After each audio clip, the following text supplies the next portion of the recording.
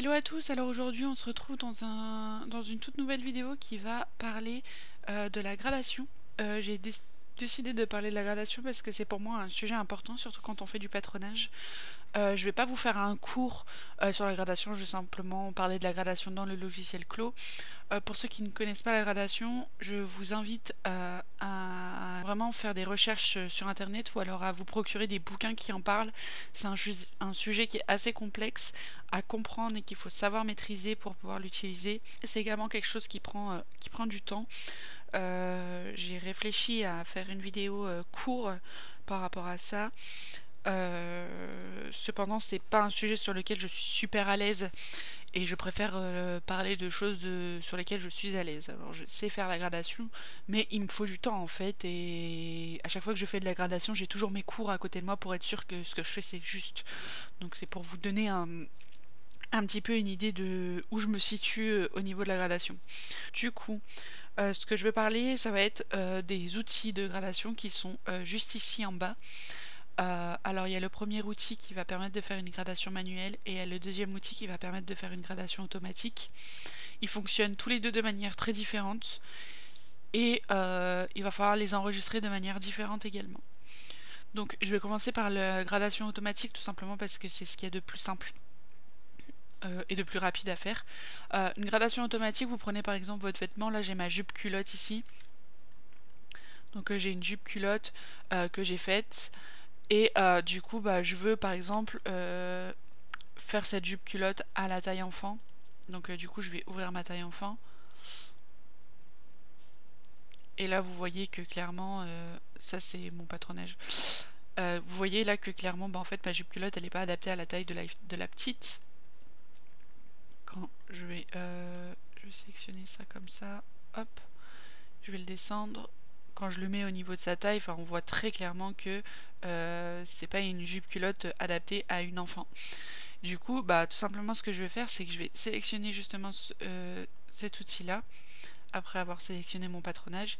Et là, il y a une fenêtre de gradation automatique qui va s'ouvrir. Maintenir la courbure du patron à 100%, je vous conseille de le garder, ça va juste garder les courbes en fait, ça va éviter que ça fasse des cassures. Maintenir la taille du graphique. Quand vous avez des symboles ou bref, quand vous avez des graphiques, en fait, si vous voulez maintenir la taille, cochez-la. Sinon, en fait, elle va simplement se réduire proportionnellement en fait à la taille à laquelle vous allez réduire. Et il est conseillé d'avoir une distance de particules de 20 mm pour obtenir un résultat optimal, pour éviter que ça casse aussi au niveau des contours de ligne. Je parlerai des distances de particules dans la prochaine vidéo. C'est important pour manipuler la 3D en fait.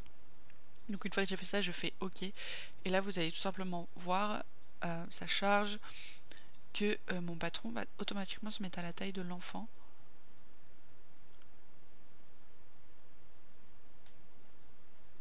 Hop.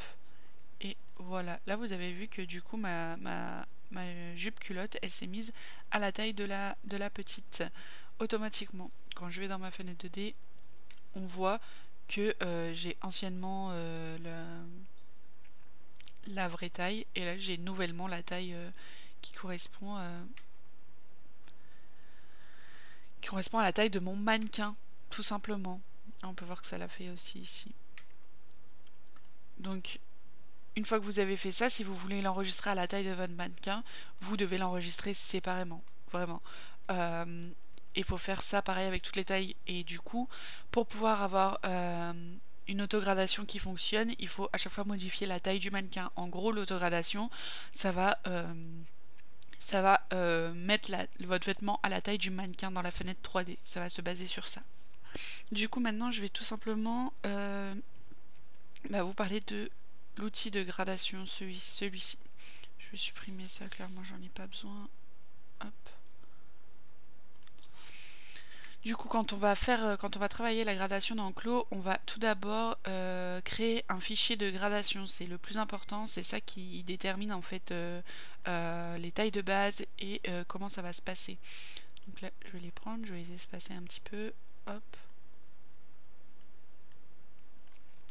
Pour créer le fichier de gradation, on va tout simplement aller dans le navigateur d'objets juste en haut à droite ici, et on va aller chercher la fenêtre gradation.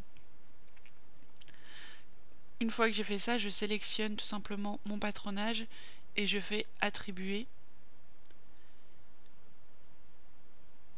Et là, ça met un petit message d'information pour dire que les lignes de courbe, elles vont être modifiées en points courbes. Enfin, toutes les courbes de Bézier, elles vont être modifiées en points courbes pour justement pas déformer au moment où on va faire le changement. Donc on fait OK. Et là, on va avoir notre taille de base. Moi, c'est un 38. Du coup, je l'appelle tout de suite taille de base 38. Là, je passe sur mon outil de gradation.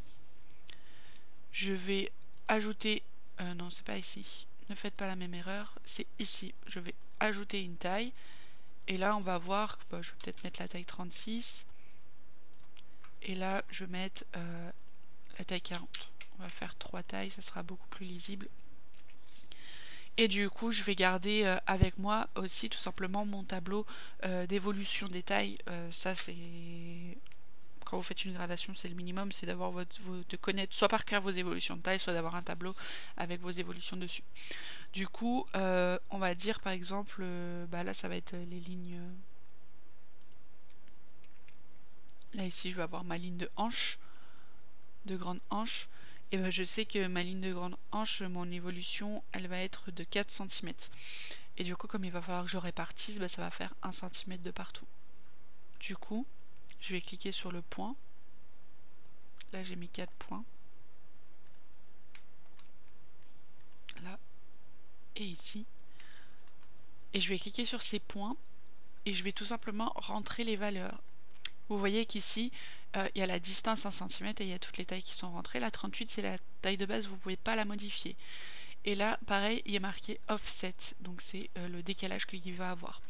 Vous avez plusieurs manières de le faire. Soit vous le faites en distance, et ça veut dire que en 36, la distance, il va falloir marquer moins 1 cm, et en 40, la distance, il va falloir marquer plus 1.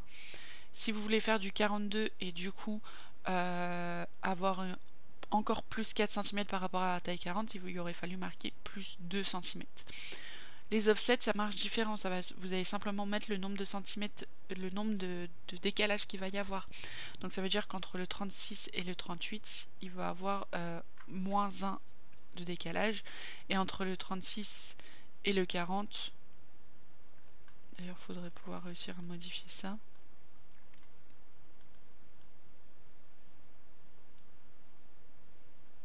Je vais faire ça. Si vous voulez que ça corresponde correctement, vous faites ça. Hop. Et vous mettez celle-là comme taille de base. Voilà, ce sera plus simple. Voilà. Et là, du 38 au 40, et ben, il va falloir mettre plus 1. Et en gros, ça va le faire automatiquement de partout. Ou sinon, vous pouvez tout simplement également utiliser les touches directionnelles également. C'est ce que je fais le plus souvent, en général. Donc tout simplement, voilà, j'ai 1 cm, mes touches directionnelles, elles vont m'aider. Elles savent que je veux faire un décalage de 1 cm. Du coup, je vais sélectionner mon point là. Je vais sélectionner mon point là, qui sont dans la même direction. Et je vais tout simplement toucher ma touche directionnelle de 1 vers la gauche. Et du coup, vous pouvez voir que ça s'est automatiquement décalé de 1 cm à l'intérieur pour la taille 36 et 1 cm vers l'extérieur pour la taille 40. Et du coup, on peut faire exactement la même chose ici. Et la ligne de taille, c'est 4 cm aussi, donc on peut faire exactement la même chose là également. Là, je peux faire la même chose en sélectionnant les 2 points. Vous allez voir, ça va le faire automatiquement sur les 2 points. Comme mon patron il est symétrique, ça l'a fait automatiquement sur les symétries de patron. Donc ça, c'est quelque chose de vraiment super important à savoir. C'est que vous pouvez utiliser pardon, c'est que vous pouvez utiliser les touches directionnelles, ça peut vous sauver la vie. Vous suffit juste de changer ici les valeurs. Je vous déconseille d'utiliser les distances parce que les distances, il faut savoir exactement ce qu'il faut changer. Et de toute façon, vous voyez qu'en utilisant les touches directionnelles, en modifiant là, ça modifie absolument tout dans vos tableaux ici en fait. Ça modifie vraiment absolument tout.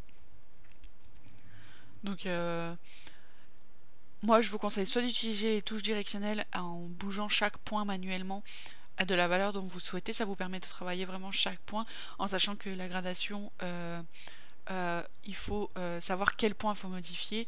Vous pouvez soit modifier des lignes, soit modifier des points. Là, si je veux modifier cette ligne, je peux également. Ou alors utiliser l'offset. L'offset, c'est vraiment les valeurs d'évolution.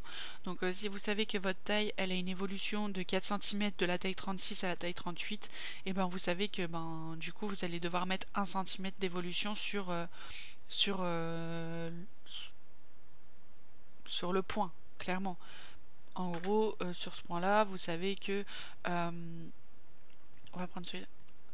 Sur ce point-là, vous savez qu'il y a une évolution de 4 cm. Ce point, il est présent à 4 endroits différents. Vous divisez par 4, vous savez qu'il faut le faire évoluer par de 1 cm. Ou alors, si vous voulez faire quelque chose de vraiment... Enfin là, ça fonctionne pour la jupe culotte, tout simplement parce que mon point fixe, ça sera cette ligne-là. Mais si votre point fixe il est par exemple au milieu de la pièce et qu'il faut faire évoluer tout autour, faire éclater tout autour, et ben vous n'allez pas faire évoluer de 1, vous allez diviser par 8 en fait. 1, 2, 3, 4, 5, 6, 7, 8. Et du coup, au lieu de faire évoluer de 1 à chaque fois les côtés, vous allez juste faire évoluer tous ces points de 0,5 à chaque fois. Et du coup, ça va le faire automatiquement. Faut juste... c'est comme ça que ça fonctionne la gradation. Et une fois que vous avez tout simplement fait vos évolutions de gradation, vous allez tout simplement pouvoir l'enregistrer et l'enregistrer de manière très très simple. Ça va être dans Fichier, Exporter. Et moi, je l'exporte toujours en Adobe PDF pour pouvoir ensuite l'ouvrir sur Illustrator et pouvoir séparer mes pièces en fait. Une fois que je suis sur Illustrator, alors c'est un peu du travail de tri parce que Clo enregistre ça de manière... il y a un cadre autour de chaque pièce, enfin, il faut nettoyer un petit peu. Mais ça me permet tout simplement d'après d'avoir toutes les pièces séparément de mon patron et de bien avoir tout l'écran, de bien avoir tout ce que je souhaite avoir dedans. J'ai déjà essayé de le faire en DXF et ça ne me convient pas au niveau de la qualité de tout. Par exemple, mes crans ne sont pas présents malgré le fait que je coche la case cran ou ce genre de choses. Donc moi je vous conseille de l'exporter en Adobe PDF et de l'ouvrir dans Illustrator après pour faire le tri et pour pouvoir prendre les tailles dont vous avez besoin seulement. Voilà, voilà. Donc c'est à peu près tout pour ce que j'ai à dire sur la gradation. Si vous avez des questions, n'hésitez pas à les poser en commentaire, n'hésitez pas à mettre un petit j'aime si vous avez aimé cette vidéo. Moi ça me supporte et ça me permet justement de me motiver pour faire les vidéos suivantes. Je vous remercie à tous et je vous souhaite une très belle journée. Bye bye.